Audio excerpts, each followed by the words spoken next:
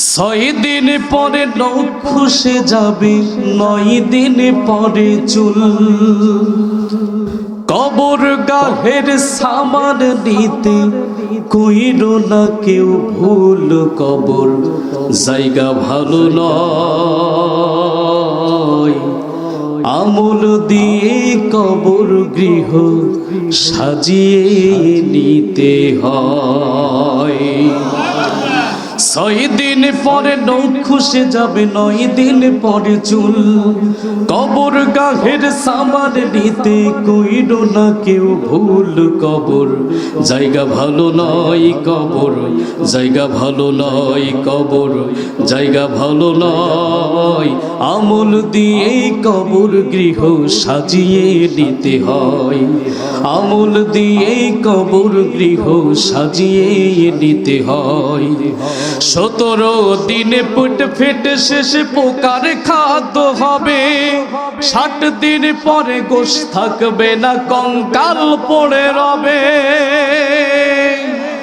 17 দিনে পেট ফেটে শেষে পোকার খাদ্য হবে।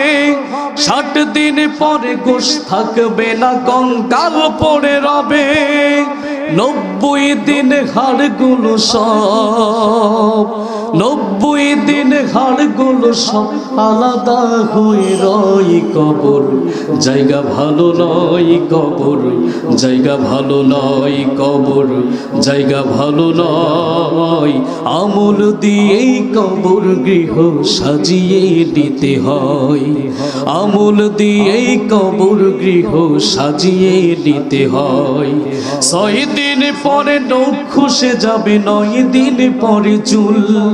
কবর গাহের সামান নিতে কইরো না কেউ ভুল। কবর জায়গা ভালো নয়, কবর জায়গা ভালো নয়, কবর জায়গা ভালো নয়, আমল দিয়ে কবর গৃহ সাজিয়ে নিতে হয়। আমল দিয়ে কবর গৃহ সাজিয়ে নিতে হয়। দেহের চেয়ে অহং বড়, লোভ লালসার পাহাড়। হিংসায় জ্বলে বিবেক হলো নফসের কালো আহার।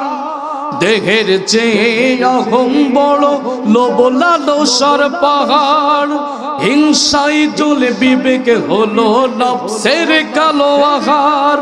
হামান কারণ সবারই, হামান কারণ সবারই পরিণতি পরিচয়। কবর জায়গা ভালো নয়, কবর জায়গা ভালো নয়, কবর জায়গা ভালো নয়, আমল দিয়ে কবর গৃহ সাজিয়ে নিতে হয়। আমল দিয়ে কবর গৃহ সাজিয়ে নিতে হয়। 6 দিন পরে নখ খসে যাবে, 9 দিন পরে চুল। কবর গাহের সামান নিতে কইরো না কেউ ভুল। কবর জায়গা ভালো নয়, কবর জায়গা ভালো নয়, কবর জায়গা ভালো নয়, আমল দিয়ে কবর গৃহ সাজিয়ে নিতে হয়। আমাদের সামনের প্রতিটা সেকেন্ডের, প্রতিটা মিনিটের, প্রতিটা ঘন্টা, প্রতিটা ঘন্টার, প্রতিটা মিনিটের, প্রতিটা সেকেন্ড আমাদের সামনে অত্যন্ত গুরুত্বপূর্ণ। ঠিক কিনা বলেন? আমরা আর কত রক্ত দিব? 47 দেশের মানুষ রক্ত দিয়েছে, 52 ভাষা আন্দোলনে দেশের মানুষ রক্ত দিয়েছে, 71 এসে দেশের মানুষ রক্ত দিয়েছে, 2024 সালে এসে দেশের মানুষ রক্ত দিয়েছে, নবজাতক শিশুরা পর্যন্ত রক্ত দিয়েছে, আলেম উলামা রক্ত দিয়েছে, যুবকেরা রক্ত দিয়েছে, যুবতীরা রক্ত দিয়েছে, কৃষকেরা রক্ত দিয়েছে, শ্রমিকেরা রক্ত দিয়েছেন। দীর্ঘ 17টি বছর জুলুম আর নির্যাতন গ্রামের প্রত্যন্ত অঞ্চল থেকে শুরু করে প্রতিটা তাওহীদ জনতার ঘরেতে বাড়িতে পৌঁছে গিয়েছে। সুতরাং আর কোনো কথা নয়, আমরা সামনে কোরআনের শাসন ব্যবস্থা দেখতে চাই। এই কোরআনকে আমরা পার্লামেন্টে নিয়ে যেতে চাই। কারা কারা 2 হাত উঁচু করে আল্লাহকে দেখা।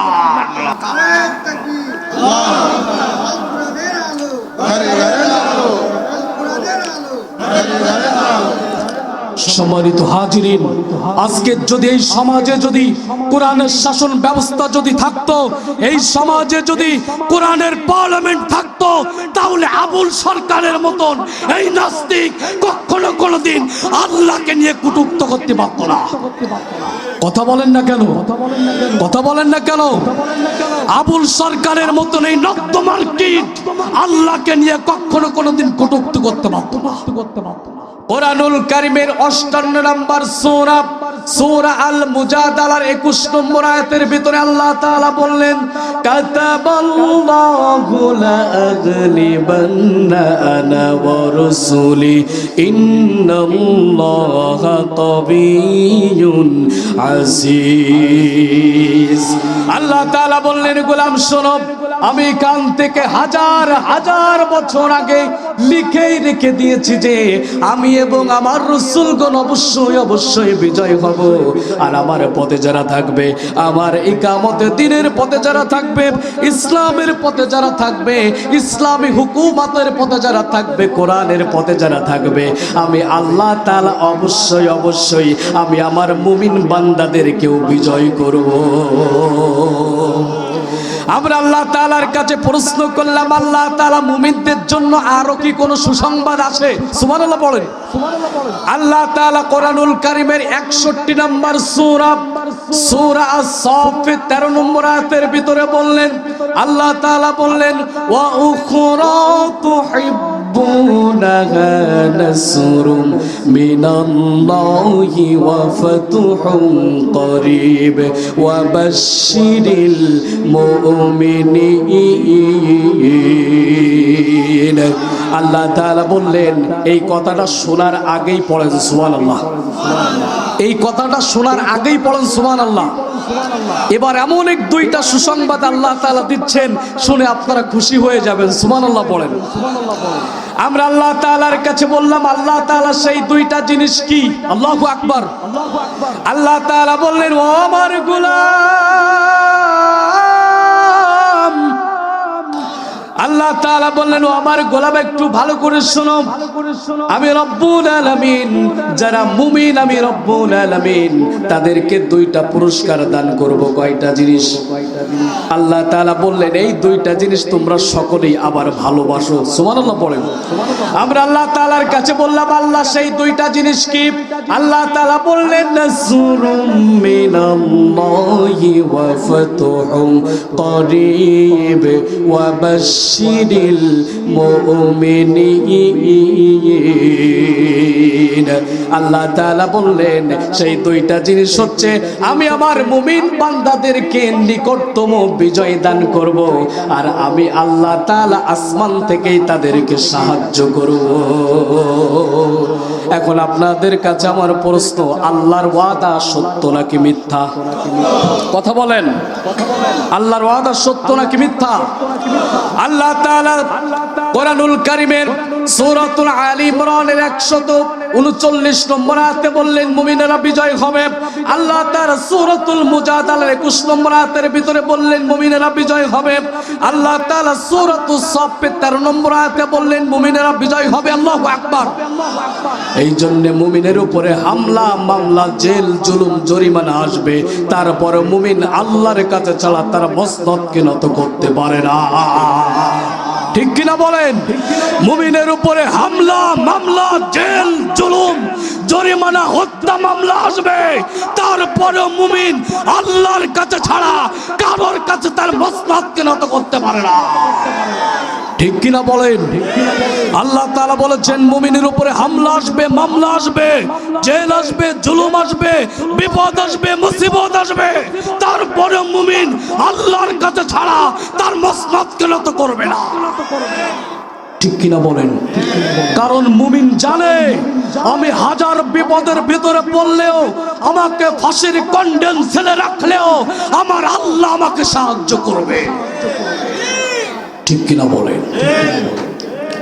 মুমিনের উপরে মামলা, হামলা, জেল, জুলুম, জরিমানা সব কিছু আসবে, বিপদ আপদ, বালা মুসিবত আসবে, তারপরেও মুমিন একমাত্র আল্লাহর কাছে ছাড়া তার মসনদকে নত করবে না। ঠিক কিনা বলেন? কারণ আল্লাহ তাআলাই বলেছেন মুমিনেরা বিজয় হবে। আর আমি আল্লাহ তাদেরকেই বিজয় করব ইনশাআল্লাহ পড়েন। সম্মানিত হাজিরিন, আল্লাহ যদি কারোর পক্ষ নিয়ে যদি কথা বলে তাহলে ওই ব্যক্তির কি কখনো কোনোদিন পরাজয় আছে? পরাজয় আছে? আল্লাহ তাআলা বললেন ওয়া'দাল্লাহি লা ইউখলিফুল্লাহু ওয়া'দাহু ওয়ালাকিন্না আকসারান নাসি লা ইয়া'লামুন। আল্লাহ তাআলা বললেন আমি যে আমার মুমিন বান্দাদের সাথে যা ওয়াদা করেছি এই দুনিয়া এবং আখিরাতে আমি আল্লাহ তাআলা সবকিছু তাদেরকে পাই টু পাই দিয়ে দেব। দুনিয়ার জমিনে কেউ ওয়াদা করলে ওই ওয়াদা রাখে, এটা খুব কম দেখা যায়, ঠিক কিনা বলেন? কিন্তু আল্লাহ ওয়াদা করেছেন আমি আমার মুমিন বান্দাদেরকে বিজয় করব। এই ওয়াদা সত্য নাকি মিথ্যা? সত্য নাকি মিথ্যা? সম্মানিত হাজিরিন, এই বিশ্বাস আপনাদের কি আছে? এই বিশ্বাস কি আপনাদের আছে? সম্মানিত হাজিরিন, এই বিশ্বাস যদি আপনাদের থেকে থাকে তাহলে আল্লাহ তাআলা বলেছেন তোমরা কখনো কোনোদিন হতাশ হয়ে যেও না, ঠিক কিনা বলেন? আজকের আলোচনার বিষয় হলো হতাশা। কি বললাম? কি বললাম? আমাদের জীবনে হতাশা আছে না নাই? এখানে এমন কি কোনো মানুষ আছে যে হুজুর আমার জীবনে কোনো টেনশন নাই? আছে কি কেউ? এমন কি কোনো মানুষ আছে যে হুজুর আমার জীবনে কোনো ডিপ্রেশন নাই, আমার কোনো চিন্তা নাই, আমার কোনো দুঃখ নাই, আমার কোনো পেরেশানি নাই, আমি একদম ফ্রেশ মানুষ? আছে কি কেউ? ছেলেরাও নেই, ছেলেরা মেয়েদের তালে ঘোরে, ওরা ওই লাইনই ঘোরে, ঠিক কিনা বলেন? যুবকেরা ঘোরে ওই লাইনে, ওরাও মোটামুটি একটা টেনশনে আছে, যার সাথে হচ্ছে তার সাথে আমার হবে কিনা। কথা বলেন না কেন? সবাই মোটামুটি জীবনে একটা টেনশন আছে, ঠিক কিনা বলেন? আজকের কিছু আমল বলে দিয়ে যাব, এই আমলগুলো যদি মানতে পারেন আল্লাহর কসম করে বলি আজকের থেকে আপনার জীবনে আর কোনো হতাশা থাকবে না। সুবহানাল্লাহ পড়েন। সম্মানিত হাজিরিন, তাহলে আল্লাহ তাআলা বললেন মুমিনেরা বিজয় হবে। সুবহানাল্লাহ পড়েন। আমার প্রিয় বন্ধুগণ, আল্লাহ তাআলা বললেন মুমিনেরা বিজয় হবে। এই জন্য মুমিনদের কখনো কোনোদিন হতাশ হলে চলবে মুমিনদের কখনো কোনোদিন টেনশন হলে চলবে না। কারণ মুমিন জানে আমি যদি আমার রবের পক্ষ নিয়ে যদি এক হাত অগ্রসর হয়ে যায় তাহলে আমার মালিক আমাকে সাহায্যের হাত দ্বিগুণ থেকে দ্বিগুণ বাড়ানোর জন্য আমার মালিক আসমান থেকে নিচে নেমে আমাকে সাহায্যের জন্য তার হাত বাড়িয়ে দেয়, ঠিক কিনা বলেন? এই বিশ্বাস এই আস্থা মুমিনের ছিল বলে, এই আস্থা এই ভরসা মুমিনের ছিল বলে আল্লাহ তাআলা 624 খ্রিস্টাব্দে বদর বিজয় করেছেন। এই আস্থা মুমিনের ছিল বলে আল্লাহ তাআলা 625 খ্রিস্টাব্দে উহুদ বিজয় করেছেন, মক্কা বিজয় করেছেন, তাবুক বিজয় করেছেন। এতগুলো বিজয় যদি আল্লাহ তাআলা মুমিনদেরকে দিতে পারে, এখন আপনাদের কাছে আমার প্রশ্ন, সেই আল্লাহ এখনো পর্যন্ত বাংলার মুসলমানদের মাথার উপরে আছে না নাই? আছে না নাই? এই বিশ্বাস কি আপনাদের আছে? এই বিশ্বাস যদি থেকে থাকে তাহলে কে কোন দল করে এটা বুঝি না, কে কোন মতের এটা বুঝি না, কে কোন সিলসিলার এটা বুঝি না, কে কোন তরিকার এটা বুঝি না। উঁচু টুপি, নিচু টুপি, শক্ত টুপি, নরম টুপি, কলিওয়ালা কলি ছাড়া, পাগড়িওয়ালা পাগড়ি ছাড়া বুঝি না। দল মত নির্বিশেষে কাঁধে রেখে কাঁধ, হাতে রেখে হাত, আমরা মুহাম্মাদের উম্মত, এই স্লোগানকে সামনে নিয়ে যদি কোনো আমরা সামনের দিকে চলতে পারি তাহলে আমার বিশ্বাস এই জমিনে আল্লাহ তাআলা 26 সালের ভিতরেই কোরআনের রাজ কায়েম করবেই করবেই করবে, ঠিক কিনা বলেন? এই বিশ্বাস কি আপনাদের আছে? বিশ্বাস কি আছে? আল্লাহ তাআলা যদি বদরের প্রান্তরে যদি মুসলমানদেরকে বিজয় করতে পারে, আল্লাহ তাআলা যদি মক্কা বিজয় করতে পারে, আল্লাহ তাআলা যদি তাবুক বিজয় করতে পারে, তাহলে আল্লাহর একটা সূরা দিয়েছি, ও আমার গোলাম, আমি তোমাদেরকে এত সুন্দর করে বানিয়ে তোমরা বিপদের ভিতরে পড়ে যাও, এটা আমি আল্লাহ দেখতে পারি না। তোমরা যখন কোনো বিপদের ভিতরে পড়ে যাও, আমি আল্লাহ তাআলা তোমাদেরকে আসমান থেকে সাহায্য করে আমি আল্লাহ তাআলা তোমাদেরকে বিপদ থেকে মুক্ত করে দেই। সুবহানাল্লাহ পড়ে, সুবহানাল্লাহ পড়ে। আল্লাহ তাআলা বললেন, গোলাম শোনো, এই দুনিয়ার জমিনে তোমার মা তোমাকে 10 মাস 10 দিন গর্ভে ধারণ করে, তোমার মা তোমাকে কখন কোন সময় কোন জিনিসটা প্রয়োজন, তোমার কোন সময় দুধের প্রয়োজন, কোন সময় তোমার জামার প্রয়োজন, কোন সময় তোমার সবকিছুর প্রয়োজন, তোমার মা যদি তোমাকে শুধুমাত্র জন্ম দিয়ে যদি সবকিছু বুঝে ফেলতে পারে, ও আমার গোলামেরা, তোমার মার ভিতরে আমি শুধুমাত্র একটু মাত্র দয়া আর মায়া দিয়েছি আমার গোলাম, আর তোমার মায়ের থেকে আমার কাছে তোমার জন্য কোটি কোটি গুণ দয়া আর মায়া আছে। সুবহানাল্লাহি ওয়া বিহামদি। আল্লাহ তাআলা বললেন, গোলাম রে, তোমার মা যদি তোমার কিছু হয়ে যায়, তোমার মা পাগল হয়ে যায়, তোমার মার কলিজা ছিঁড়ে যায়, ও আমার গোলাম রে, তোমার মা শুধু তোমাকে এই পৃথিবীর জমিনে 10 মাস 10 দিন গর্ভে ধারণ করে, তোমার মার যদি তোমার প্রতি এত দয়া আর মায়া হয়ে থাকে, তাহলে আমি আল্লাহ তোমাকে পা থেকে মাথা পর্যন্ত তোমাকে সাজিয়েছি রে গোলাম, ও আমার গোলাম রে, আমি রব্বুল আলামিনের তোমার প্রতি তোমার মায়ের থেকে 1 কোটি গুণ বেশি দয়া। আমার প্রিয় বন্ধুগণ, শুধুমাত্র তাই না, আল্লাহর দয়াটা কেমন একটু শুনে যান, শুনে যান। আমরা আল্লাহ তাআলার কাছে বললাম, আল্লাহ তোমার দয়া তোমার বান্দার প্রতি কেমন? এখান থেকে 5 বছর আগে আমাদের করোনা ভাইরাস ছিল কি ছিল না বলেন? ছিল কি ছিল না? একটা লোকের যদি করোনা ভাইরাস হয়, মনে করেন আমাদের মসজিদের ইমাম সাহেবের যদি করোনা ভাইরাস হয়, বান্দার প্রতি আল্লাহর দয়া কতটা বেশি। আজকের আমরা আল্লাহকে চিনি না বলে আজকের আমরা আল্লাহর কথা শুনি না, ঠিক কিনা বলেন? আজকের আমরা আল্লাহকে ভালোভাবে চিনতে পারি নাই, আজকের আমরা আল্লাহকে রব হিসাবে মানতে পারি নাই। যদি আপনি তার পরিচয়টা যদি সুন্দর করে পাইতেন, তাহলে অবশ্যই অবশ্যই আল্লাহর কথা আপনি শুনতেন, ঠিক কিনা বলেন? সম্মানিত হাজিরিন, আল্লাহকে, আল্লাহ আমাদের জন্য কতটুকু করেন, এই জিনিসটা অধিকাংশ মানুষ জানে না, ঠিক কিনা বলেন? সম্মানিত হাজিরিন, আজকের একটু শুনেন যে আল্লাহকে, আল্লাহর পরিচয় যদি আপনি পেয়ে যান, তাহলে আজকের থেকে আপনার আল্লাহর কথা শুনতে ভালো লাগবে এবং মানতে ভালো লাগবে। সুবহানাল্লাহ পড়েন। এখান থেকে যদি একজন ডিবি অফিসার সারাদিন অফিস করে এসে, সারাদিন অফিস করে এসে সে একজন ইসলামিক মাইন্ডের মানুষ, সে মাহফিল শুনতে বসছে, যেহেতু সারাদিন ডিউটি করেছে, এখন হঠাৎ করে পাশে একজন বসে আছে, পাশে বসে বসে হঠাৎ করে ডিবি অফিসার মনে করেন ঘুমাচ্ছে, হঠাৎ করে পাশের থেকে একজন বলতে, ওয়াজ শুনতে আসিস নাকি ঘুমাতে আসিস? খানিকক্ষণ পর আবার হুজুর ওয়াজ করে, ওই ব্যক্তি বলতেছে, আর ডিবি অফিসার আবার খানিকক্ষণ পরে বলতেছে, এই ওয়াজ শুনতে আসিস নাকি ঘুমাতে আসিস? তৃতীয়বার হুজুর খুব তালে তালে ওয়াজ করতেছে, ডিবি অফিসারের মনটাও ওই দিকে, তারপরও সারাদিনের ডিউটি খুব টেনশনে, আবার ঘুমাচ্ছে। পাশের জন বলতেছে, বেয়াদব, ওয়াজ শুনতে আসিস নাকি ঘুমাতে আসিস? পাশের থেকে একজন বলতেছে, শোনো, তুমি যা ঝাড়ি দিয়েছাও তুমিও চেনো, তুমি ওকে চেনো, তুমি যে ওকে ঝাড়ি দিলে ওনাকে কে, উনি চেনো তুমি?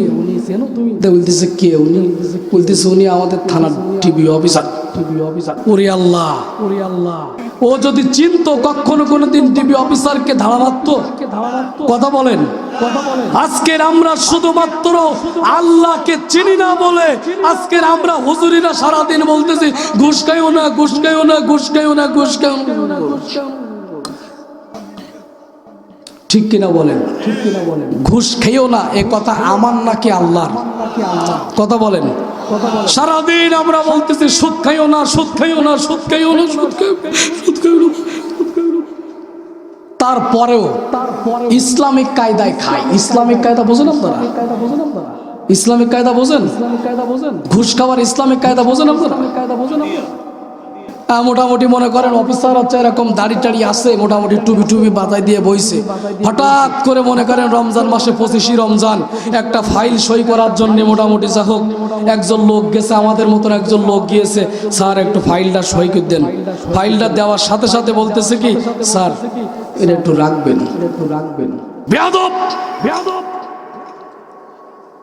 তুই আমাকে ঘুষ দিচ্ছিস? তুই আমাকে সারাদিন, তুই রমজান মাসে সারাদিন রোজা রেখে আমি ঘুষ খাবো? এখন রাখ, এখন টেবিলের তল দে, ইফতারির পরে দেখবো। ঠিক কিনা বলেন? আছে না নেই? আছে না নেই? আছে না নেই? আছে না নেই?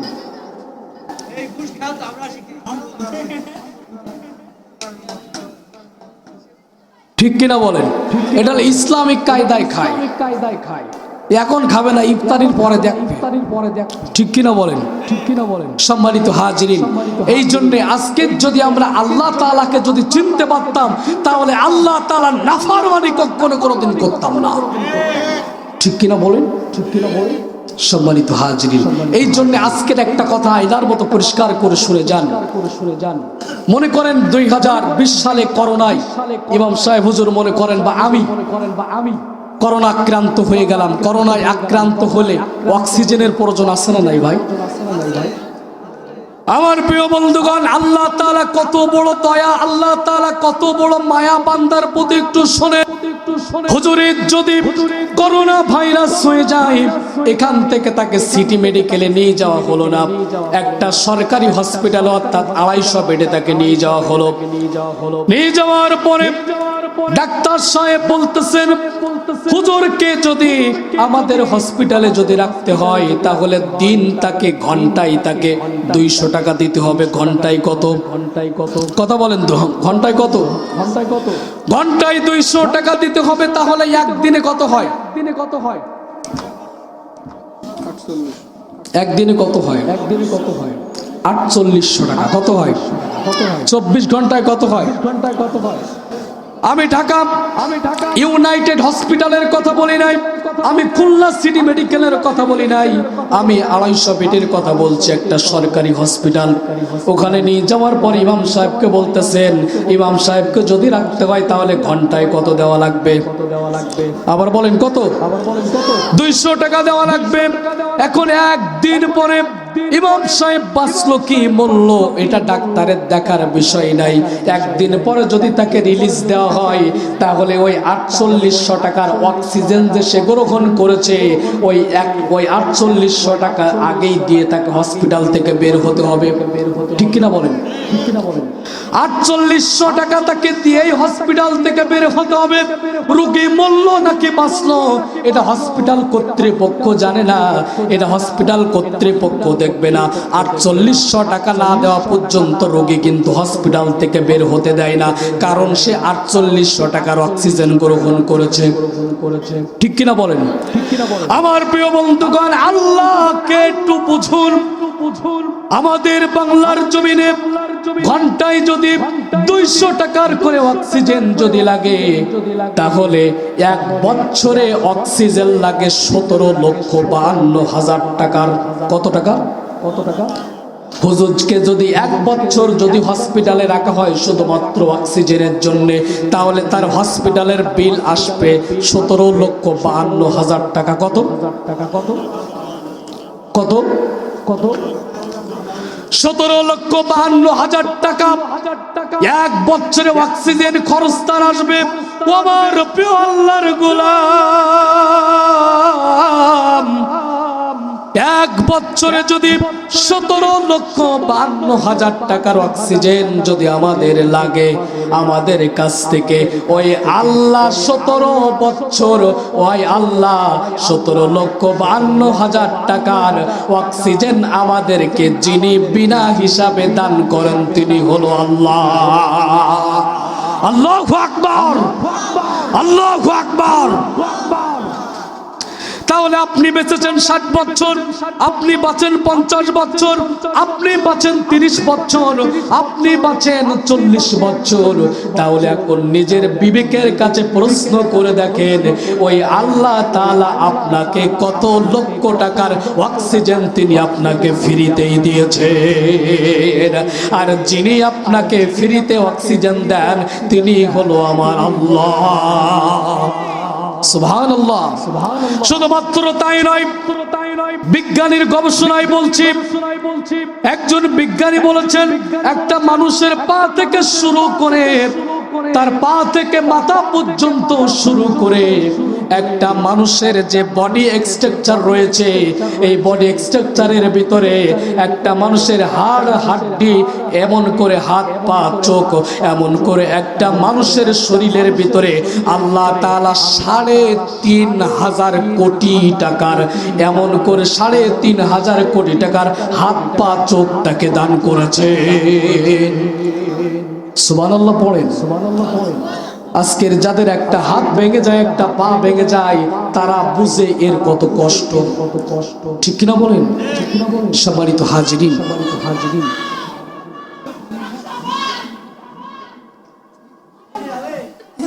অনেক একটু সরাই দেওয়া যাবে, সরাই দেওয়া যাবে।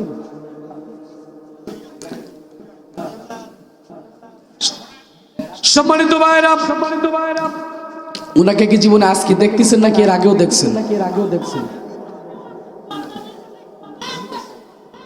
এদিকেই তাকান, এদিকেই তাকান, এদিকেই তাকান। সম্মানিত ভাইরা মনোযোগ সহকারে শুনেন। আল্লাহ তাআলা বলেছেন আমি আমার গোলামের জন্য 3.5 কোটি টাকার এই যে হাত পা চোখ গুলো দিয়েছি, আমি আমার বান্দার কাছ থেকে একটা টাকা নেই নাই, পয়সা নেই নাই। আমি আমার বান্দাকে বিনা টাকায় আমার কাছে না চাই তো আমি আমার বান্দাকে দান করেছি। সম্মানিত ভাইরা, আজকের আপনার আমার যে ব্রেনটা আল্লাহ তাআলা দান করেছেন, এই ব্রেনটার দাম কত জানেন কি? জানেন কি? জানেন কি? কোনদিন গবেষণা করেছেন যে এই ব্রেনটা আল্লাহ তাআলা যে আমাদেরকে দান করেছেন, এই ব্রেনটার দাম কত? একজন বিজ্ঞানী বলেছেন এই ব্রেনটার দাম, এই ব্রেনটার দাম হচ্ছে বাংলা টাকায় 30,000 কোটি টাকা। আল্লাহু আকবার পড়েন। সম্মানিত হাজিরিন, আমার শ্বশুর ঢাকা, আমার শ্বশুর হচ্ছে খুলনা সিটি মেডিকেলে ভর্তি এখন, অর্থাৎ তিনি ব্রেন স্ট্রোক করেছে। এই দীর্ঘ 4.5 বছর, কত বছর? 4.5 বছর তিনি কথা বলতে পারে না, তিনি কোনো ইশারা বোঝে না, তিনি হাঁটতে পারে না, তিনি চলতে পারে না। কোটি টাকা তার পিছনে খরচ হয়ে গেছে। সম্মানিত হাজিরিন, আজকের এই ব্রেনের ভিতরে আল্লাহ তাআলা শুধুমাত্র একটা মাত্র শিরা শুধুমাত্র ড্যামেজ করে দিয়েছেন, কারোর বাবার ক্ষমতা নেই ওই ব্রেনটাকে ঠিক করা। ঠিক কিনা বলেন? ঠিক কিনা বলেন? আজকের এই ব্রেন দিয়ে আপনি আমি কূটনীতি করি, এই ব্রেন দিয়ে আমরা আল্লাহর সাথে পাল্লা করি। জীবনে কি কখনো কোনোদিন চিন্তা করে দেখেছেন এই ব্রেন থেকে যদি একটা শিরা যদি আল্লাহ তাআলা ড্যামেজ করে দেয়, তাহলে আপনার নামের আগে পয়াকার গোয়ালা হবে? ঠিক কিনা বলেন? ঠিক কিনা বলেন? আমি আপনাদের সামনে কথা বলতেছি, হঠাৎ করে আমি যদি যেতে যেতে একটা শিরা যদি আমার বিকলাঙ্গ হয়ে যায়, তাহলে কালকের থেকে আমার নামের আগে পাগল ইব্রাহিম হবে। ঠিক কিনা বলেন? ঠিক কিনা বলেন? যে আল্লাহ তাআলা 30,000 কোটি টাকার ব্রেন আপনাকে বিনামূল্যে দান করেছেন, তিনি হলেন আল্লাহ। শুধুমাত্র তাই নয়, আল্লাহ তাআলা বলেছেন আলাম নাজআল্লাহু আইনাইন, আমি আমার বান্দাকে দুইটা সুন্দর সুন্দর চোখ দিয়েছি, আর এই দুইটা চোখের ভিতরে আমি আল্লাহ তাআলা 2000 ক্যামেরা। শুধুমাত্র তাই নয়, আমি আমার বান্দার দুই চোখের ভিতরে আমি আল্লাহ তাআলা 26,000 শিরা দান করেছি। কত হাজার? কত হাজার? কত হাজার? কত হাজার? 26,000 শিরা। এই চোখে 13,000, ওই চোখে 13,000। একটা শিরা যদি নষ্ট হয়ে যায় তাহলে আপনার চোখে চশমা ব্যবহার করতে হবে। ঠিক কিনা বলেন? যারা এখানে ভালো আছেন, যাদের চোখ ভালো আর যারা চশমা ব্যবহার করে, এরা কি কখনো কোনোদিন এক হয়? সম্মানিত হাজিরিন, যিনি আপনার চোখের ভিতরে এই 2000 ক্যামেরা যিনি বসিয়ে দিয়েছেন, এই জিনিসটা হচ্ছে কোন রকম রং, কোনটা হচ্ছে হলুদ রং, কোনটা হচ্ছে গোলাপি রং, কোনটা হচ্ছে নীল রং, এই চোখের ভিতরে যদি শুধুমাত্র সাদা কালো বসিয়ে দিত, তাহলে আপনি আপনার মেয়েকেও যেমন রঙে দেখতেন, আপনার বউকেও সেমন রঙে দেখতেন। ঠিক কিনা বলেন? আপনি ইব্রাহিম হুজুরকেও যেমন রঙে দেখতেন, আপনি আব্দুর রহমান হুজুরকেও ঠিক সেম রঙেই দেখতেন। কে কালো কে ধলা কেউ কোনোদিন বুঝতে পারতেন না। ঠিক কিনা বলেন?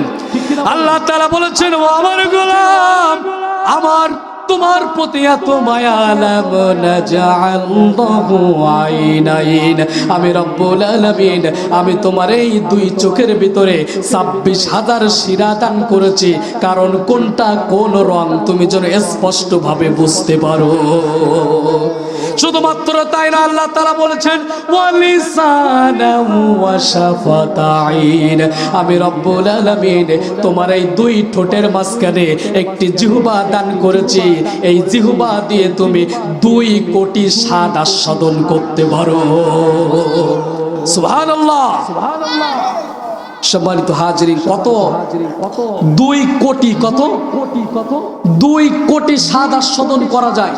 কেমন মাছ রান্না করেছে, কোনটা মাছ, কোনটা গোশ, কোনটা আপেল, কোনটা কমলা, কোনটা আঙ্গুর, কোনটা কোন জিনিস, এটাকে বোঝার জন্য আল্লাহ তাআলা বলেছেন, ও আমার গোলাম, ওয়ালিসানাম ওয়া শাফাতাইন, আমি রব্বুল আলামিন তোমাকে এমন একটি জিহ্বা দান করেছি, তুমি তোমার জিহ্বার ভিতরে কোনটা নষ্ট জিনিস কোনটা ভালো জিনিস তুমি দেওয়ার সাথে সাথে তুমি বুঝতে পারবে এই জিনিসটা আমার উপযুক্ত নয়। এবার আল্লাহ তাআলা বললেন, গোলাম, আমি তোমার জন্য আসমান দিলাম, খলাকাস সামাওয়াতি ওয়াল আরদ, আমি তোমার জন্য আসমান দিলাম, জমিন দিলাম, নবমণ্ডল, ভূমণ্ডল, সৌররাজি, কীট পতঙ্গ আমি আল্লাহ তাআলা দান করলাম, তোমাকে চোখ দিলাম, তোমাকে অক্সিজেন নেওয়ার সুযোগ দিলাম, তোমাকে জিহ্বা দিলাম, তোমাকে হাত দিলাম, তোমাকে পা দিলাম। ও আমার গোলামেরা, আমি তোমাকে এত সুন্দর করে ফি আইয়ি সূরাতিম মা শাআ রাক্কাবাক, হাল আতা আলাল ইনসানি হিনুম মিনাদ দাহরি লাম ইয়াকুন শাইয়্যাম মাযকুরা, আমি তোমাদেরকে এত সুন্দর করে লাকাদ খলাকনাল ইনসানা ফি আহসানি তাকওয়িম, আমি তোমাদেরকে এত সুন্দর করে আদর করে বানিয়ে রে গোলাম, আমি কখনো কোনো দিন পারবো না আমার বান্দা হতাশায় থাকবে আর আমি আল্লাহ এটা দেখতে পারবো না। আল্লাহু আকবার, আল্লাহু আকবার। আল্লাহ তাআলা বলেছেন, গোলাম, আমি তোমাদের জন্য এত কিছু করলাম, এত কিছু করার পরে আমি আমার আদরের বান্দা টেনশন করবে, আমার আদরের বান্দা ডিপ্রেশন হয়ে যাবে, আমার আদরের বান্দা কষ্ট পাবে, আমি এটা বুঝি না, আমি এটা করব না। আমার বান্দা যখনই বিপদের ভিতরে পড়বে, আমি আসমান থেকে আমি আমার বান্দাকে উদ্ধার করে দেব। কেমন করে উদ্ধার করবে একটু শুনে নেন। আল্লাহ তাআলা বলেছেন, ওয়া মাইয়াত্তাকিল্লাহা ইয়াজআল লাহু মাখরাজা, যদি কোনো ব্যক্তি আল্লাহ তাআলাকে যদি ভরসা করে, অর্থাৎ আল্লাহ তাআলাকে যদি যথাযথ যদি ভয় করতে পারে, আল্লাহ তাআলা বলেছেন, আমি আমার বান্দার এমন জায়গা থেকে সে যা নিয়ে টেনশন করছিল, এমন জায়গা থেকে ওই জিনিসটা তাকে এনে দেব, সে কখনো কোনোদিন চিন্তাও করতে পারে না। সুবহানাল্লাহ পড়েন, সুবহানাল্লাহ পড়েন। আল্লাহ তাআলা বলেছেন, যদি আমার গোলাম যদি আমাকে যদি ভরসা করতে পারে, আমাকে যদি ভয় করতে পারে, তাহলে সে যেই জিনিসের জন্য টেনশন করছিল আমি তাকে ওই জিনিস এমন ভাবে এনে দেব ওই ব্যক্তি কখনো কোনোদিন বুঝতেও পারবে না। তার প্রমাণ হচ্ছে একজন তাবী ছিলেন, নাম হচ্ছে জুন্নুন মিসরি। কি নাম? কি নাম? জুন্নুন মিসরি। হুজুর নাম আছে না নেই? এই ব্যক্তি একদিন হঠাৎ করে 3টা রুটি নিয়ে বাহিরের দিকে সফরে বের হয়েছেন। কয়টা রুটি বলেন? আপনাদের কি কষ্ট হচ্ছে? শেষ করে দেব নাকি? সম্মানিত হাজিরিন, ওই ব্যক্তি 3টা রুটি নিয়ে জুন্নুন মিসরি 3টা রুটি নিয়ে তিনি সফরে বের হয়েছেন। সফরে বের হওয়ার পরে একটা জায়গায় তিনি বসে আছেন, হঠাৎ করে একটি কাক এসে ওখান থেকে একটি রুটি নিয়ে উধাও হয়ে গেছে। উধাও হয়ে যাওয়ার পরে জুন্নুন মিসরি চিন্তা ভাবনা করতে লাগলেন, কাক কেন আমার রুটি নিল? প্রশ্ন আছে না নাই? কাক তো থাকে ডাস্টবিনে, ঠিক কিনা বলে? কাক থাকে ডাস্টবিনে, কাক কেন আমার রুটি নিল? টেনশন আছে না নাই?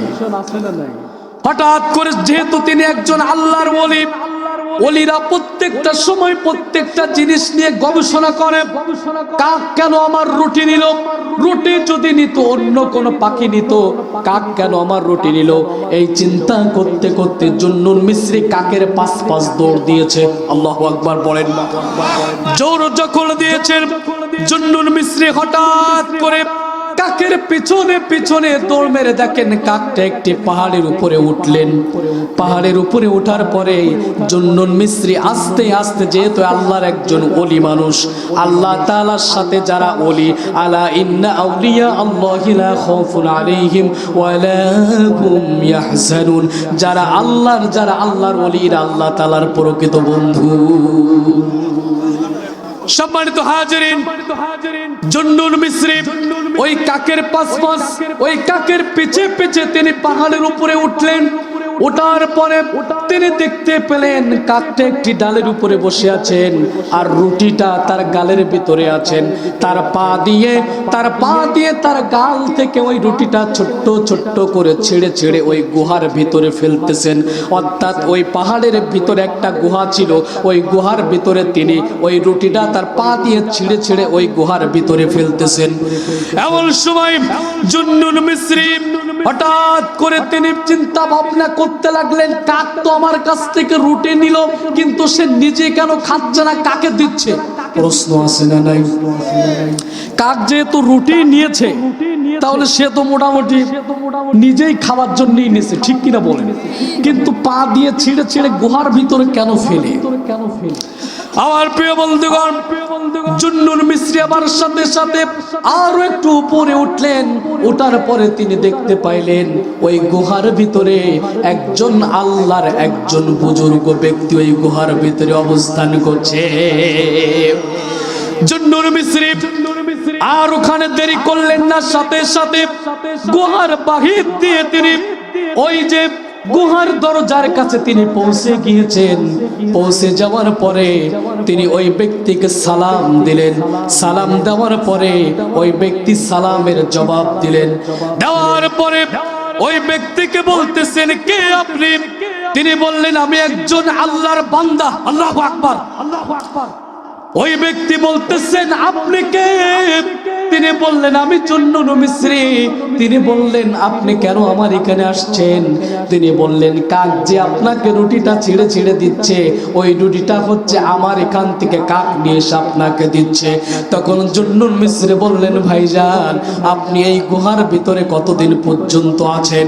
তিনি বললেন, এই গুহার ভিতরে আমি 1 বছর না 2 বছর নয়, আমি এই গুহার ভিতরে আল্লাহ তাআলা আমাকে 40 বছর যাবত রেখেছে। আল্লাহু আকবার। কত বছর?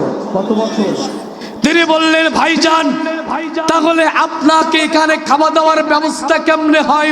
তিনি বললেন, আমি যখন নামাজের সময় হয়ে যায় আমি নামাজ পড়ে নেই, আর আল্লাহ তাআলা আসমান থেকে আমার জন্য কোনো না কোনো ভাবে আল্লাহ তাআলা আমার জন্য আসমান থেকে খাবারের ব্যবস্থা করে দেন। আমার প্রিয় বন্ধুগণ, তাহলে এক নম্বর কথা হচ্ছে আল্লাহ তাআলাকে যদি কোনো ব্যক্তি ভয় করার মতো ভয় করে, তাহলে আল্লাহ তাআলা এমন জায়গা থেকে ওই ব্যক্তির যার জন্য সে টেনশন করছিল ওই জিনিস আল্লাহ তাআলা তার সামনে হাজির করে দেন। ঠিক কিনা বলেন? ঠিক কিনা বলেন? এটার প্রমাণ হচ্ছে ওই ব্যক্তি 40 বছর যাবত ওখানে আল্লাহর ইবাদত করেছেন, আর কোন জায়গায় যায় নাই। আল্লাহ তাআলাকে ভয় করার কারণে, টেনশন না করার কারণে আল্লাহ তাআলা তাকে 40 বছর যাবত ওই গুহার ভিতরে তাকে খাওয়াইছে। সুবহানাল্লাহ পড়েন, সুবহানাল্লাহ পড়েন। এই জন্য আমাদের কি টেনশন করা যাবে নাকি? রিজিকের মালিক কে বলেন? রিজিকের মালিক কে? রিজিকের মালিক কে? রিজিকের মালিক হচ্ছে আল্লাহ। এই রিজিকের জন্য আপনার কোনো টেনশন করা লাগবে না, কারণ আল্লাহ তাআলা বললেন ওয়া মা মিন দাব্বাতিন ফিল আরদি ইল্লা আলাল্লাহি রিজকুহা। আমি রব্বুল আলামিন উত্তম রিজিকের ব্যবস্থাকারী। সুবহানাল্লাহ পড়েন। এই জন্য রিজিক নিয়ে টেনশন করা যাবে না। আজকের আমাদের সমাজে সবথেকে বেশি মানুষ যেই জিনিসটা নিয়ে টেনশন করে, মারামারি, হানাহানি, কাটাকাটি, লুটতারাস, রাহাজানি, ছিনতাই, হামলা, মামলা, যা কিছু করে না কেন তার মূল উৎস হচ্ছে রিজিক।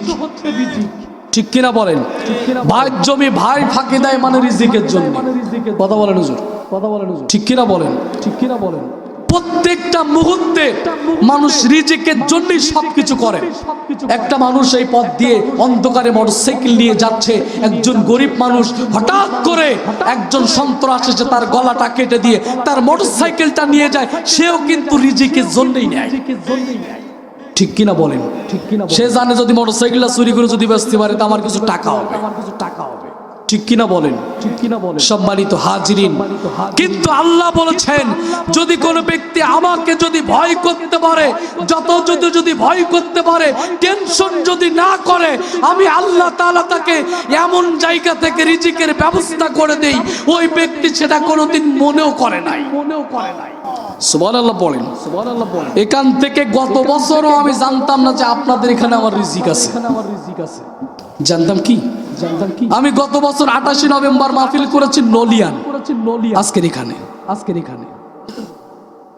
আল্লাহ তাআলা এখানেই রিজিক রেখেছে। ঠিক কিনা বলেন? ঠিক কিনা বলেন? এই জন্য রিজিক নিয়ে আপনি টেনশন করবেন না। আল্লাহ তাআলা যদি আপনাকে চোখ দিতে পারে, আল্লাহ তাআলা যদি আপনাকে নাক দিতে পারে, আল্লাহ তাআলা যদি আপনাকে সৃষ্টি শ্রেষ্ঠ জীব করে, তাহলে আপনার রিজিকের ব্যবস্থাও আল্লাহ আসমান থেকে গ্রহণ করবে। ঠিক কিনা বলেন? ঠিক কিনা? এই জন্য রিজিক নিয়ে টেনশন করা যাবে, টেনশন করা যাবে।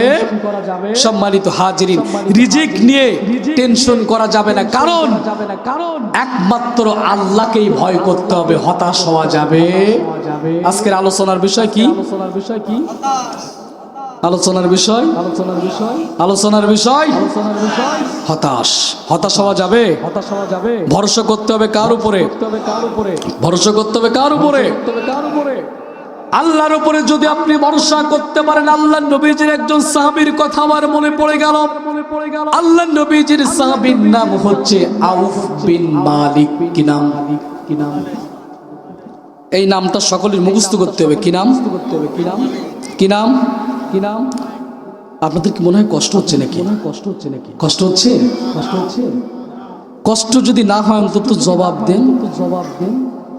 বক্তার সাথে যদি শ্রোতার যদি ভালোবাসা না থাকে, বক্তা আপনারাও যদি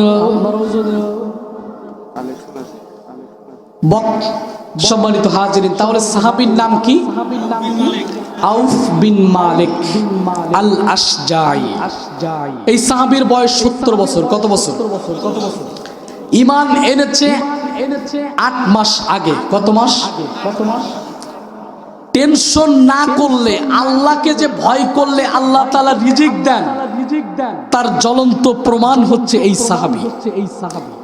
আজকে যদি এই আলোচনাটা যদি আপনি বুঝে থাকেন, চারটা আমলের কথা বলে দেব আজকের থেকে। যদি এই চারটা আমল যদি করতে পারেন, আল্লাহর কসম কেটে বলি, আজকের থেকে আপনার আর কোনো হতাশা থাকবে না, রিজিক নিয়ে আপনার কোনো টেনশন থাকবে না। এই চারটা আমল করলে আল্লাহ আপনাকে রিজিকের ব্যবস্থা এমন জায়গা থেকে করে দিবেন, আপনি চিন্তাও করতে পারবেন না। কয়টি আমল? কয়টি আমল? কয়টি আমল? কয়টি আমল? সাহাবীর নাম কি? সাহাবীর নাম কি? বয়স কত বছর? বয়স কত বছর? 70 বছর। 70 বছর। এই সাহাবীর শুধুমাত্র একটা মাত্র ছেলে। একটা মাত্র ছেলে। ছেলে কয়টা? ছেলে কয়টা? ছেলের নাম হচ্ছে সালিম। কি নাম? সালিম। কি নাম? সালিম। সালিম। ছেলের মোটামুটি হুজুরের মতো এরকম বয়স। এরকম বয়স। আউফ বিন মালিকের স্ত্রীর বয়স 55 বছর। কত বছর? কত বছর? আউফ বিন মালিকের বয়স কত বছর? কত বছর? স্ত্রীর বয়স কত বছর? কত বছর? একটা মাত্র ছেলের নাম হচ্ছে সালিম। কি নাম? সালিম। কি নাম? আব্বা কি নাম? আব্বা কি নাম? সালিম। সালিম। এই আউফ বিন মালিক যেহেতু বৃদ্ধ মানুষ, কাজ কাম কিছু করতে পারে না। ইসলাম গ্রহণ করেছে কত মাস আগে? কত মাস আগে? অর্থাৎ বৃদ্ধা বয়সে ইসলাম গ্রহণ করেছে। স্ত্রীও বৃদ্ধা, তিনিও বৃদ্ধ। তিনিও বৃদ্ধ। কাজ কাম কেউ কিছু করতে পারে না, অত্যন্ত অভাবী। অত্যন্ত অভাবী। এই সালিম সকালবেলা কাজের জন্য বাড়ির থেকে বের হয়, রাত্রে কাজ শেষ হলে যত টাকা পয়সা পায় বাজার করে নিয়ে আসে, আব্বা আম্মাকে নিয়ে খায়। তাহলে ইনকাম উৎস শুধুমাত্র ছেলেটা। কথা কি বুঝতে পারছেন আপনারা? আপনাদের কি কষ্ট হচ্ছে বাবা? কি কষ্ট হচ্ছে বাবা? সম্মানিত হাজিরিন, ছেলের নাম কি? ছেলের নাম কি? সালিম। সালিম। আমার প্রিয় আব্বা জানেরা, আব্বা জানেরা, আমার প্রিয় মায়েরা যারা শুনছেন একটু ভালো করে শুনেন। সব থেকে বেশি এই হতাশায় পড়ে যায়, টেনশনে পড়ে যায় সব থেকে বেশি মায়েরা। ঠিক কিনা বলেন? ওদের সামনে একটু কিছু হলে মোটামুটি বাবার দরবার পর্যন্ত না যাওয়া বন্ধু, ওদের খাওয়াই হয় না। ঠিক কিনা বলেন? এত বেশি টেনশন ওনারাই করতে পারে আল্লাহর জমিনে। সম্মানিত হাজিরি, এই জন্য মায়েরা, মায়েরা আছে আলোচনা শুনছে আশপাশ থেকে? সম্মানিত হাজিরি, সম্মানিত হাজিরি, সালিম রাদিয়াল্লাহু তাআলা আনহু যুবক মানুষ, বাড়ি থেকে সকালবেলা কাজের জন্য বের হয়ে যায়। বের হয়ে যাওয়ার পরে সকালবেলা তিনি বের হয়ে যায়, রাতের দিকে তিনি বাড়িতে চলে আসে। বাড়িতে চলে আসার পরে আব্বা আম্মার জন্য যা খাবার নিয়ে আসে, আব্বা আম্মা একমাত্র কলিজার টুকরা সন্তান সেটা ভাগ করে খেয়ে নেয়। হঠাৎ করে একদিন সালিম সকালবেলা কাজের জন্য বাড়ি থেকে বের হয়ে গিয়েছে। বের হয়ে যাওয়ার পরে আব্বা আম্মা বাড়িতে আছে। সালিম সন্ধ্যাবেলা কখন আসবে, বাজার করে নিয়ে আসবে, তখনই রান্না বাড়া করবে। এখনকার মানুষ তো হচ্ছে 1 বছর, 10 বছর, 50 বছর সে বাঁচবে কিনা জানে না, আগে মোটামুটি 5 তলা বাড়ি একটা করা লাগবে বলেন। সেই সময় মানুষ খাবার বাঁচাতো না, সেই সময় মানুষ নিজের জন্য কিছু করতো না। আমার প্রিয় আব্বা জানেরা, সেই সময় মানুষ কালকের কি খাবে এই চিন্তাও তাদের থাকতো না, কারণ তারা জানে আল্লাহ যেহেতু আমাকে মানুষ করেছেন, আমার রিজিকের ব্যবস্থা কার কাছে? আমার প্রিয় আব্বা জানেরা, সালিম রাদিয়াল্লাহু তাআলা আনহু বাজারে গেলেন কাজের জন্য। রাত হয়ে গেছে, সালিমের কোনো খবর নাই। বিকাল হয়ে গেছে, রাত হয়ে গেছে, সালিমের কোনো খবর নাই। এখন আপনাদের কাছে আমি জানতে চাচ্ছি, সন্তান যেহেতু বিকালবেলা বাড়িতে আসে, বিকালবেলা বাড়িতে আসে নাই, রাতেও বাড়িতে আসে নাই, এখন আপনাদের কাছে আমার প্রশ্ন, বাবা মার মনে টেনশন আছে না নাই? আছে না নাই? যাদের 20 বছর সন্তান হয় না, 21 বছর সন্তান হয় না, 10 বছর যাদের সন্তান হয় না, ওই বাবা মা একটা সন্তান যদি 20 বছর পরে যদি হয়, ওই সন্তানের প্রতি বাবা মার দয়া মায়া কম নাকি বেশি? কম নাকি বেশি? ওই স্কুলে গেলে মা তার সাথে স্কুলে চলে যায়, ও গোসল করতে গেলে মা তাকে সুন্দর করে গোসল করিয়ে দেয়। ও বাড়িতে না আসলে মা, জনম দুঃখী মা তখনও খায় না। আব্বা জানে ঘরের দরজার কাছে দাঁড়িয়ে থাকে, আমার কলিজার টুকরা সন্তান কখন আসবে, ঠিক কিনা বলেন? আমার প্রিয় আব্বা জানে এমন করেছে তো সালিম একমাত্র সন্তান, বাবা মার অনেক বয়স হয়ে গিয়েছে। সালিম বাড়িতে কাজের থেকে বাড়ির থেকে আসে কখন বলেন? কখন আসে? বিকাল গড়িয়ে গেছে, সন্ধ্যা হয়ে গেছে, সালিমের কোনো খবর নাই। আব্বা আম্মা খুব টেনশনে পড়ে গিয়েছে, হতাশার ভিতরে পড়ে গিয়েছে, ডিপ্রেশনের ভিতরে পড়ে গিয়েছে। আমার কলিজার টুকরা সন্তান আমার সালিম কোথায় গেল রে? আমার সালিমের তো কোনো খবর নাই। কারণ বাবা মা বসে রে বাবা, সন্তান হারিয়ে গেলে বাবা মা বোঝে তার কত কষ্ট, ঠিক কিনা বলেন?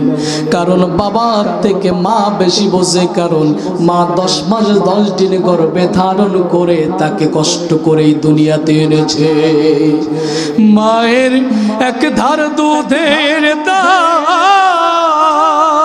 মায়ের এক ধার দুধের দাম কাটিয়া গায়ের চাপ, পাপস বানাইলে ঋণের শোধ হবে না। এমন দরদি হবে কেউ হবে না আমার মা গো,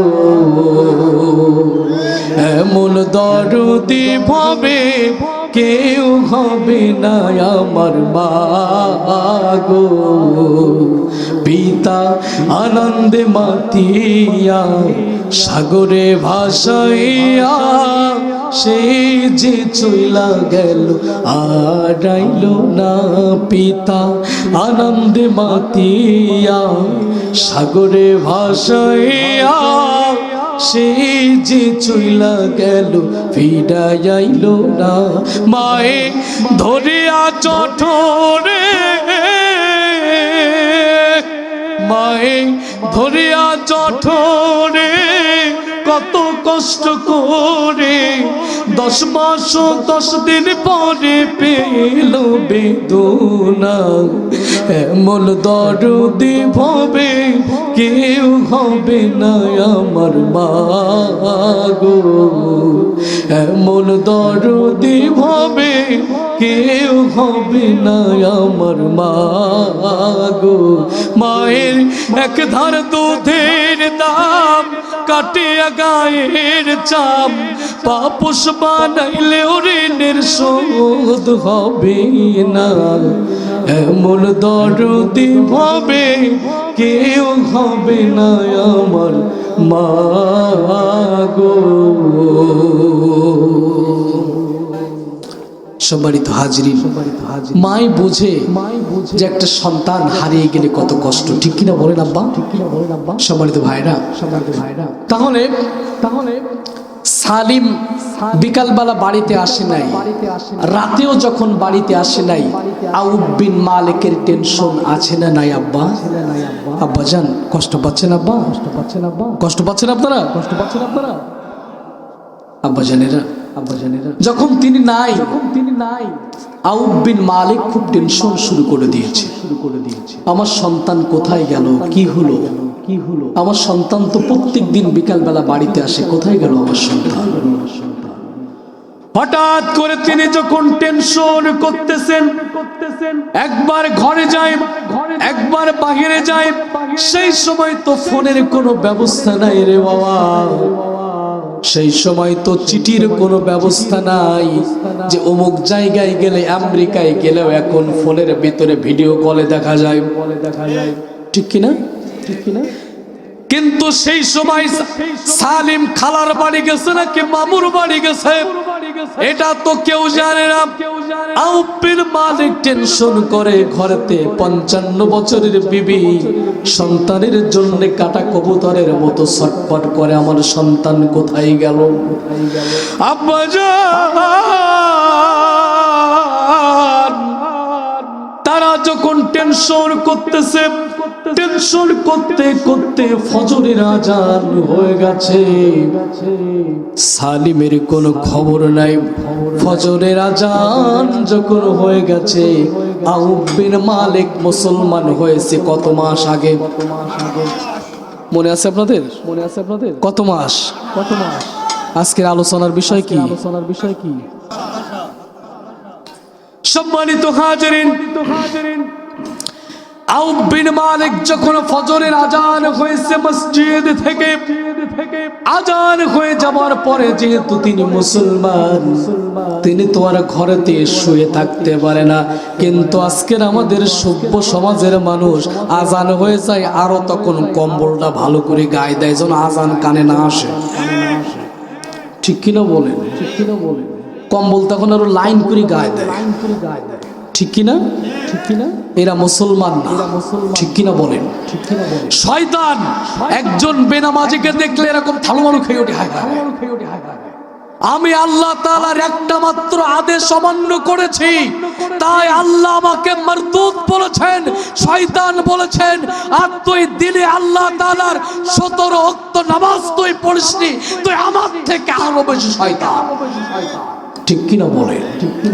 নামাজ পড়া যাবে তো ইনশাআল্লাহ? পড়বেন তো ইনশাআল্লাহ? পড়বেন তো ইনশাআল্লাহ? ইনশাআল্লাহ আল্লাহ তাআলা তৌফিক দান করুক, আমরা বলি আমিন। আমার প্রিয় বন্ধুগণ, আউফ বিন মালিক যখন ফজরের আজান হয়ে গেছে, আজান হয়ে যাওয়ার পরে তিনি যখন নামাজের জন্য ঘর থেকে বের হয়েছেন, তিনি দেখেন তার দরজার সামনে ঠিক এইভাবে একটি চিঠি খুব সুন্দর করে তার দরজার সামনে এইভাবে টানানো রয়েছে। কি আছে বলেন? কি আছে বলেন? কি আছে বলেন? কি আছে বলেন? চিঠি আছে। চিঠি যখন থাকলো, আউফ বিন মালিক চিঠিটা খুললেন। খোলার পরে দেখেন এই চিঠিটা কোনো মুসলমান দেয় নাই, এই চিঠিটা দিয়েছে হচ্ছে কাফের বাচ্চারা। চিঠিটা দিয়েছে কারা? কাফেরেরা। এই চিঠিটা তিনি খুললেন। খোলার পরে তিনি দেখলেন তাতে কি লেখা আছে। তিনি দেখলেন তাকে কাফেরেরা খুব সুন্দর করে চিঠি লিখে দিয়েছেন, আউফ বিন মালিক, এখান থেকে 8 মাস পূর্বে তুমি আমাদের দলের লোক ছিলে। মোহাম্মদ তোমার কি পানি পড়া খাওয়াইছে, মোহাম্মদ তোমার কি জাদু করেছে, তুমি মোহাম্মদের দলের লোক হয়ে গিয়েছো। তুমি যদি 3 দিনের ভিতরে যদি ঈমান যদি না ছেড়ে দাও, তাহলে তোমার সন্তান সালিমকে আমরা হত্যা করে ফেলবো। জোরে বলুন নাউজুবিল্লাহ। মূলত তার সন্তানকে গুম করেছে কাফেরেরা। কারা? তার কাছে কি কি কি কি চেয়েছে বলেন? কি চেয়েছে বলেন? কি চেয়েছে? হাদিয়া চেয়েছে? কি টাকা চেয়েছে? পয়সা চেয়েছে? জমি চেয়েছে? গাড়ি চেয়েছে? বাড়ি চেয়েছে? কি চেয়েছে? কি চেয়েছে? কয়দিনের সময় দিয়েছে? কয়দিন? জোরে বলেন কয়দিন? আমার প্রিয় বন্ধুগণ, আজকের একটা কথা আয়নার মতো পরিষ্কার করে শুনে যান। আজকে যদি খানের মেম্বার কবির ভাইকে যদি বলা হয় আপনাকে 1 কোটি টাকা দেব, আপনাকে বাংলাদেশের অর্ধেক লিখে দেব, উনি যদি খাঁটি মুমিন হয়ে থাকে তাহলে 1 কোটি টাকা ওনার কাছে কোনো ব্যাপার না। উনি কখনো কোনোদিন বাংলাদেশ সব লিখে দিলেও ঈমান ছাড়তে পারে না। ঠিক কিনা বলেন? যারা প্রকৃত যারা মুসলমান, এদের উপরে আপনি যা করেন না কেন, এদেরকে গুম করেন, হামলা করেন, মামলা করেন, এরা কখনো কোনোদিন ঈমান ছাড়তে পারে না। ঠিক কিনা বলেন? আউফ বিন মালিকের কাছে কি চেয়েছে? কি চেয়েছে? সময় দিয়েছে কয়দিন? সময় দিয়েছে কয়দিন? 3 দিন সময় দিয়েছে। 3 দিনের ভেতরে যদি তোমার সন্তানকে যদি না তুমি যদি ঈমান না ছেড়ে দাও, তাহলে 3 দিন পরে তোমার সন্তান উদাও। আর নাই টেনশন বাড়ছে নাকি কমছে? একদিকে ঈমান আর একদিকে সন্তান। টেনশন কম নাকি বেশি? টেনশন কম নাকি বেশি? সম্মানিত হাজরিন, এদিকে সালিমের আম্মা কাটা কবুতরের মতো ছটফট করতেছে, কারণ একটা মাত্র সন্তান। আমার প্রিয় আব্বা জানেরা, একটু ভালো করে মনোযোগ সহকারে শোনেন। সালিম রাদিয়াল্লাহু তাআলা আনহু কাফেরদের হাতে জিম্মি। এদিকে তাদের টেনশন বেড়ে গেছে হচ্ছে 3টা। কয়টা টেনশন বলেন? 1 নাম্বার হচ্ছে ঈমান ছেড়ে দিতে হবে। 2 নম্বর সন্তান কাফেরদের হাতে বন্দী। আর যেহেতু যেই সন্তান কামাই করত সেই সন্তান কাফেরদের হাতে বন্দী, বাড়িতে কোনো খাবার নাই। টেনশন কয়টা? কয়টা? আমার প্রিয় আব্বা জানেরা, আজকের এই মাহফিল থেকে 4টা আমল শিখিয়ে দেব। 4টা আমল যদি করতে পারেন, সালিমকে যেমন আল্লাহ তাআলা কুদরতে ইশারায় তার আব্বার কাছে পৌঁছে দিয়েছিল, আজকের থেকে যদি 4টা আমল যদি করতে পারেন, তাহলে আপনার আমার জীবনে আজকের থেকে আর কোনো হতাশা আপনার মনেই হবে না। আমল কয়টি? টেনশন কয়টা? টেনশন করতেছে কে? নাম কি? আউফ বিন মালিক। কি নাম? আপনাদের কি কষ্ট হচ্ছে আব্বা? কষ্ট হয়? মেম্বার সাহেব কি অবস্থা? টেনশন কয়টা? আমল শিখাবো কয়টা ইনশাআল্লাহ? তাহলে সালিম কাদের কাছে বন্দী? কাফেরেরা তার আব্বার কাছে চেয়েছে কি? কি চেয়েছে? ঈমান চেয়েছে। দুনিয়ার সব দৌলত দিয়ে দিলেও যারা মুমিনেরা ঈমান ছাড়তে পারে না। ঠিক কি না? সম্মানিত হাজিরিন, টেনশন করতেছে 3টা। 1 নম্বর খাবার নাই, 2 নম্বর সন্তান কাফেরের হাতে বন্দী, 3 নম্বর হচ্ছে ঈমান ছেড়ে দিতে হবে। আমার প্রিয় আব্বা জানেরা টেনশন করতেছে আব্বা এবং আম্মা। হঠাৎ করে সালিমের মা আউফ বিন মালিককে বলতেছেন, আউফ বিন মালিক আমার কলিজার টুকরা স্বামী, আমরা কার জন্য ঈমান এনেছি? আমরা কার কথা মতো ঈমান এনেছি? আমি আপনার কাছে কয়েকটি প্রশ্ন করতে চাই। আউফ বিন মালিক বললেন, কি কি প্রশ্ন? তিনি বললেন, আমরা কার জন্য ঈমান এনেছি? আউফ বিন মালিক বললেন, আমরা নবীজির জন্য ঈমান এনেছি। 2 নম্বর, আমরা নির্যাতন সহ্য করতেছি কেন? আউফ বিন মালিক বললেন, নবীজির জন্য। তারপরে তিনি বললেন, আমাদের ঘরেতে খাবার নেই কেন? আমার সন্তান কাফেরদের হাতে বন্দী কেন? শুধুমাত্র মুহাম্মাদের উপরে ঈমান আনার কারণে। ও আমার প্রাণের স্বামী, এখন আপনার কাছে আমার প্রশ্ন, আমার নবী মুহাম্মদ এখনো পর্যন্ত বেঁচে আছে না নাই? স্বামী বললেন, আমার মুহাম্মদ এখনো পর্যন্ত বেঁচে আছে। স্ত্রী বললেন, তাহলে এই টেনশন আমার দরকার নাই। আমরা যার জন্য ঈমান এনেছি, আমরা যার জন্য মার খাচ্ছি, আমরা যার জন্য সন্তান হারিয়েছি, সেই নবী যেহেতু এখনো পর্যন্ত দুনিয়ায় বেঁচে আছে, আমাদের টেনশন করার দরকার নেই। তুমি নবীজির কাছে চলে যাও, তিনি একটা না একটা ব্যবস্থা আমাদের জন্য করে দিবেন। শেষ ভরসা হচ্ছে নবী। ঠিক কিনা বলেন? এদিকে সব পথ মোটামুটি বন্ধ, এদিকে সব পথ মোটামুটি বন্ধ। এখন যার জন্য ঈমান এনেছে, যার জন্য মার খাচ্ছে, এখন তার কাছে যাচ্ছে। আউফ বিন মালিক সাথে সাথে নবীজির দরবারে চলে গেল। যাওয়ার পরে নবীজির কাছে বলতেছিল, হুজুর আমার সমস্যা 3টা। কয়টা? এক নম্বর ঈমান ছেড়ে দিতে হবে, 2 নম্বর সন্তান বাড়িতে নাই, 3 নম্বর হচ্ছে বাড়িতে কোনো খাবার নাই। সমস্যা কয়টা? সমস্যা কয়টা? তিনটা। সমস্যা কয়টা? আল্লাহ নবীজি বললেন এই 3টা সমস্যার আমি একটাও সমাধান করতে পারবো না। টেনশন আরো বাড়ছে না কমছে? টেনশন আরো বাড়ছে না কমছে? কারণ লাস্টেই যদি আমি মেম্বার সাহেবের কাছে যাওয়ার পরে বলতে, হুজুর আপনি আমার কাছে এসেছেন, লাইন নেই হুজুর, লাইন নেই হুজুর, তখন আমার টেনশন বাড়ে নাকি কমে? ঠিক কিনা বলেন? ঠিক কিনা বলেন?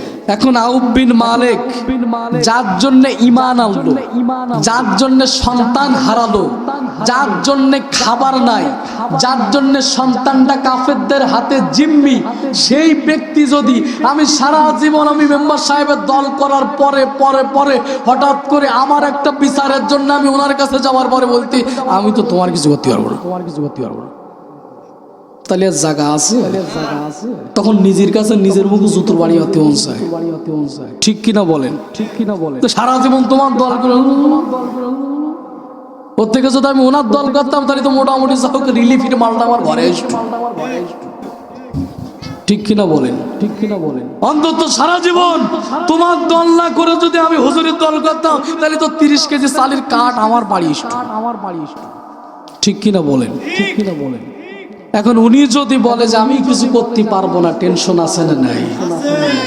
তিনি নবীর কাছে চলে গেলেন, হুজুর আমার এই 3টা সমস্যা। নবীজি বললেন কি কি সমস্যা?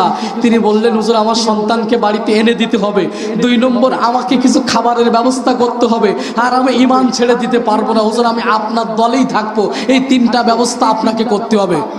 সুবহানাল্লাহ বলেন। আল্লাহ নবীজি বললেন আউফ রে, এই 3টা সমস্যার আমি তোমাকে একটাও সমাধান করতে পারবো না, কারণ তোমার সন্তানকে আনতে গেলে সাহাবীদের দরকার, বন্দুক দরকার, তীর দরকার, ঘোড়া দরকার, এগুলো এখন আমাদের কাছে নেই, এগুলো নিয়ে সবাই ব্যবসা বাণিজ্য করতে গিয়েছে, এখন সাহাবীরা কেউ বাড়িতে নাই, আর তোমাকে যে খাবার দিয়ে সাহায্য করব বাইতুল মালও ফাঁকা। টেনশন এখন আছে না নাই? এখন আছে না নাই? বাইতুল মালেও কিছু নাই, তোমার সন্তানকে অন্তত ফিরাই আনতে গেলে কিছু লোক সামন্ত দরকার, সেগুলোও নাই, সেগুলোও নাই। এখন আউফ, এখন আমরা হলি ওই জায়গায় কি করতাম, সাথে সাথে ঈমান ছেড়ে দিয়ে আমরা আবার কাফের হয়ে যেতাম। আমাদের যে ঈমান, ঠিক কিনা বলেন? একটা বিড়ির জন্য আমরা সব ছেড়ে দিই, ঠিক কিনা বলেন? ঠিক কিনা? অবশ্যই এখানে নেই, যেহেতু শিক্ষিত সমাজ তো,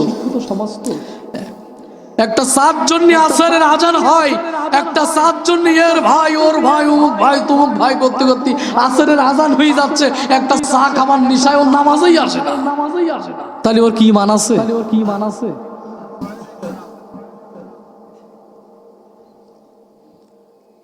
এখন আউফ বিন মালিকের কাছে চেয়েছে কি? যার জন্য নবীজির কাছে গেল, নবীজি বলতেছে বাইতুল মাল ফাঁকা, নাই কিছু, তুমি তোমার সন্তানকে ফিরত আনতে গেলে সাহাবীদের দরকার, সাহাবীরা নাই, ঘোড়া নাই, তরবারি নাই, সবাই অন্য অন্য কাজে ব্যস্ত, আমি তোমার জন্য কিছু করতে পারবো না। তখন আরো বেশি ডিপ্রেশন হয়ে গেল। আউফ বিন মালিক তখন আরো বেশি 2 চোখের পানি ছেড়ে দিলেন আর বললেন